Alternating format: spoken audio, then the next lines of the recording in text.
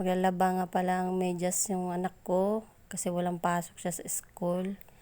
Last day niya pala yung kahapon sa school. Kaya ngayon walang pasok kaya maglaba siya. Kasi hindi puro paglalaro na lang ang alam. Kailangan may alam din silang gawaing bahay. Para sa kanila din naman yung paglaki nila. Nakapagsaing na nga pala yung anak ko dyan. Tapos siya magsaing, kumain siya at naglalaban ng medyas. Ako naman sa ibang labahan, yung uniform na puti at saka yung pambahay namin. Ayan. Binabrush nga pala ng anak ko yan para matanggal yung dumi. Kaya hindi ko winawashing yung mga medyas. Kayo ba mga mami? Babrush ba kayo ng mga medyas nyo o winawashing nyo na diretso?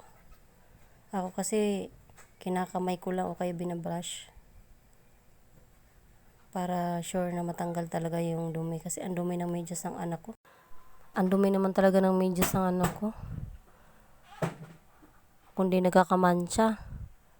Hindi ko alam kung bakit ang dumi pag uwi niya. Pati yung uniform niya guys. Kundi ballpen, pintura.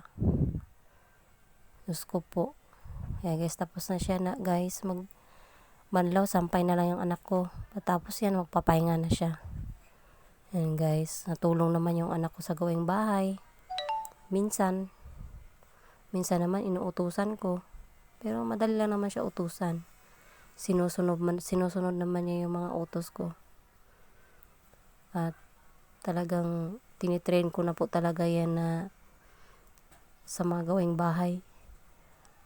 6 na taon pa lang yan, marunong na yan magsasaing. At madali ko naman siya nauutusan kung ano yung mga inuutos ko sa kanya. Yan.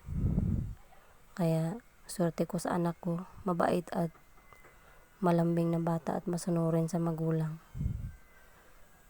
Ayan. Ganun, hindi sinasabi ko sa anak ko palagi na kailangan sa gawaing bahay, alam niya. Kasi hindi lahat ng oras ay kasama niya kami. Kailangan matutunan niya yung lahat. Tapos darating yung araw na siya na lang. Kailangan alam niya lahat ng gawaing bahay. Yan, tapos na at naliligpit na yung aking anak. At tataas na nga pala niya yung mga medyas at sa bubong. Yan, dyan kami nagsasampay guys. So, yan lang guys. Bye-bye.